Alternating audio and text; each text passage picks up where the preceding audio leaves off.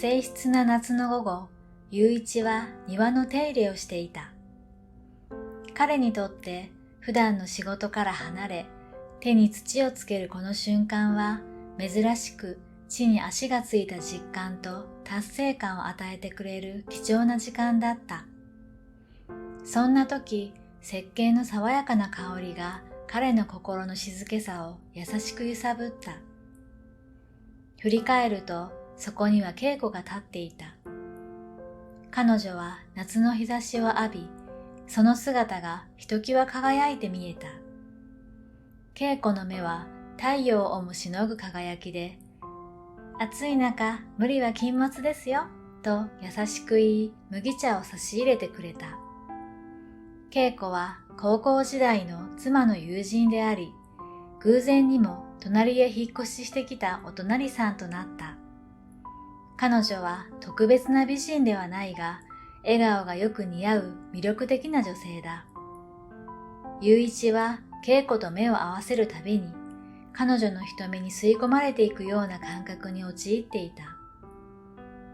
この出会いはただの偶然を超え、何か新しいことが起きそうな感覚だった。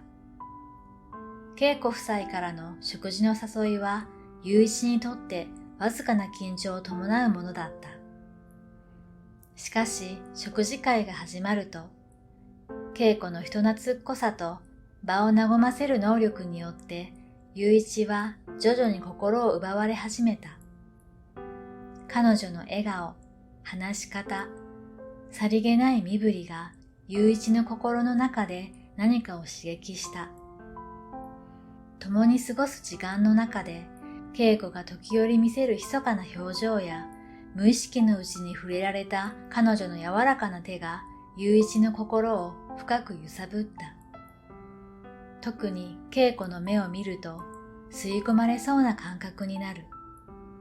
食事会以降、雄一は自分の感情に戸惑いを隠せなくなっていた。恵子とのさりげないやりとりは彼の日常に新たな色を加え始めていた。ある日の午後、庭で手入れをしていた際に、暑い中、無理は禁物ですよ、と恵子は麦茶を持ってきてくれた。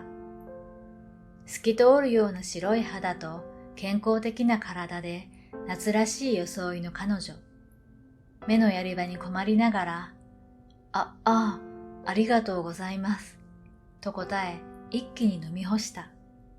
そのコップを返そうとした瞬間、恵子が優しく雄一の首筋を触ってきた。暑くなってますね。熱中症にならないように気をつけてくださいね。との言葉に、雄一は心だけではなく体の芯まで熱くなった。恵子の笑顔、その瞳から目を離すことができない。どれほどの時間をそこに立ち尽くしていたのかもわからない。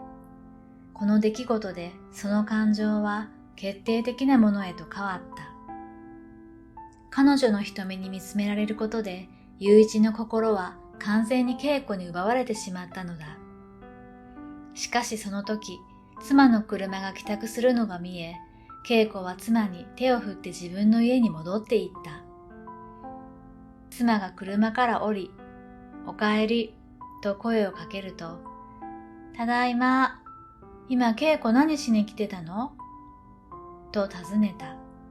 雄一は、差し入れで麦茶を持ってきてくれたんだよ、と答えた。と妻は家に入っていった。その日の夕食時、妻からの、恵子とは少し距離を置いてほしいの、という忠告があった。恵子は昔から無意識に人を引きつけるタイプで、過去には友人の彼氏を寝取るような問題を起こしたことがあるという。しかし妻の言葉を耳にしながらも、雄一の心はすでに恵子のことで頭がいっぱいだった。彼女の瞳、声、そしてほのかに漂う色気が雄一の心を揺らし続けていた。雄一は自分の感情と向き合い、ずっと恵子のことを考えていた。妻に対する罪悪感はもちろんあったが、恵子への思いは日に日に強くなり、彼の心の中で特別な場所を占めるようになった。ベランダで一服をしながら、隣のベランダでは恵子が洗濯物を取り込んでいた。目が合い、恵子が手を振ってきた。その瞬間、雄一は自分の心に正直になる決意をした。どんな結末が待っているかはわからないが、もう恵子のことしか考えられない。